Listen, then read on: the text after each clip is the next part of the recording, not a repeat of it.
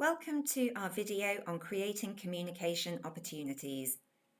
My name's Liz Wells and I'm a speech and language therapist with the Newham Early Years Speech and Language Therapy Service. The strategies discussed in this presentation are helpful for all children, but may be particularly helpful for children who don't yet use words or who only have a few spoken words. How children communicate. We all communicate in different ways, and even if children aren't talking or are only saying a few words, doesn't mean they're not communicating with us. They might be using facial expression, such as looking at us or smiling. They might cry if they don't like something. They might pull us towards things that they like, or try to pull us away from things that they don't. They may also use body language, such as closing their eyes or covering their ears. Your child is likely to be communicating with you in the best way they know how. So if your child doesn't have any words, how can you help them talk? Unfortunately, we can't make children talk, and we don't have magic activities that will suddenly help them do so. But we can help make the environment around them as easy and enticing to communicate in as possible. We would recommend making any interaction with your child an opportunity for them to communicate with you. When we give children an opportunity to communicate, it's a chance for them to practice their communication skills with us. The more practice they have, the better they will get at it. And if we encourage it, the more likely they are to do it again. The vast majority of children do develop spoken language. It might just take a little bit longer. Even those who don't develop language may learn to communicate effectively in other ways, such as through body language, sign, pictures, or symbols. You know your child the best and are with your child the most, so you are in the best position to help your child. And it's the strategies that you implement at home and outside the therapy sessions which will make the biggest difference to your child. But how can you create these opportunities for your child to communicate? You could try putting favourite things of theirs out of reach but within view. For example, putting bubbles on a high shelf. You could also try putting favourite objects, toys or snacks in a clear container that is hard to open independently, such as a hard to open lunchbox. You could also try introducing hard to operate interactive people toys, such as bubbles or blowing balloons, where they will need you to help them. You could try offering things bit by bit. This is really good for snacks or drinks. So try giving your child a really small amount of juice in their cup as opposed to a full cup. Or rather than giving your child a whole bag of crisps, just try giving them a few and waiting for them to ask for more. You could also try holding items back or giving all but one item, such as giving your child paper but holding back the crayons, giving your child the bubble wand but holding back the bubble liquid, or giving your child a drink carton but not the straw. You could also offer choices and sometimes give them the thing that you know they don't want.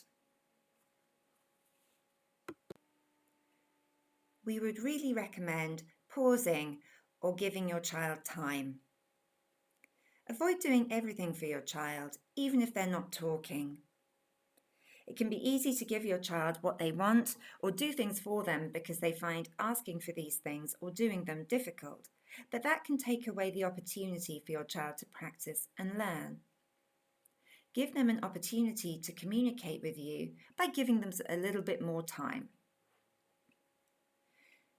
Try to make what you say very, very simple. If your child is not using many words, they are likely to have some difficulty processing or understanding language. It can therefore be really helpful to make what you say very, very simple. So use just 1 or 2 words when talking to them. This will give them more time to understand what you say or what you do, and it's also helpful to give them more time to respond to what you say or do.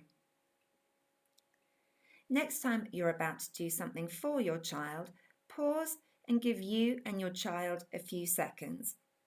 Wait to see what they do. They may look towards you, reach, make a sound, or cry. Think about what they're trying to tell you.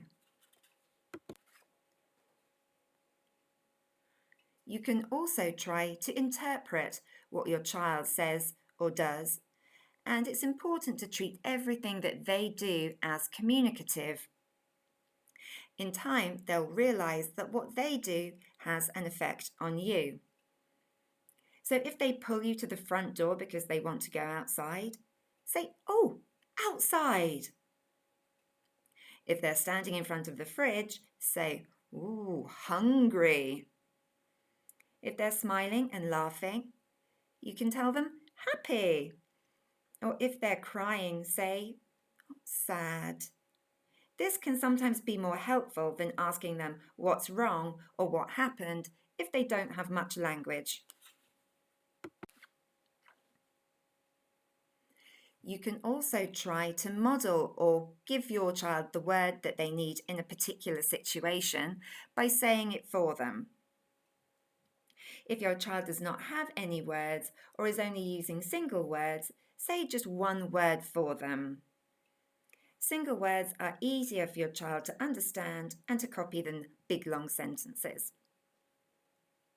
This technique can be helpful if they either don't know the word to say or if they say the wrong word.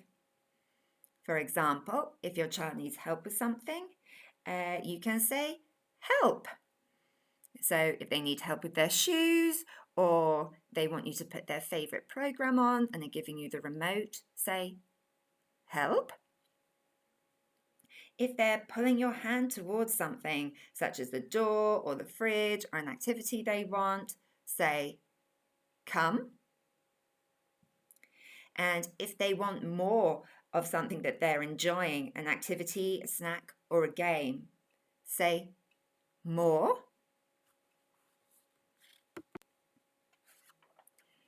It's important to respond to your child no matter what form of communication they're using, be it looking, making sounds, reaching, or using words. Be positive by coming down to your child's level, looking at them, and smiling. If we respond to our child's communication attempts, they're more likely to communicate with us again. Just be aware that some children might find eye contact difficult, confusing, or uncomfortable. So if they really seem to reject this, you don't need to pressure them to do so. But what if your child doesn't say the word? And I think this is a really common question that parents will often ask. First of all, we'd recommend just reducing the pressure on your child to talk and on yourself.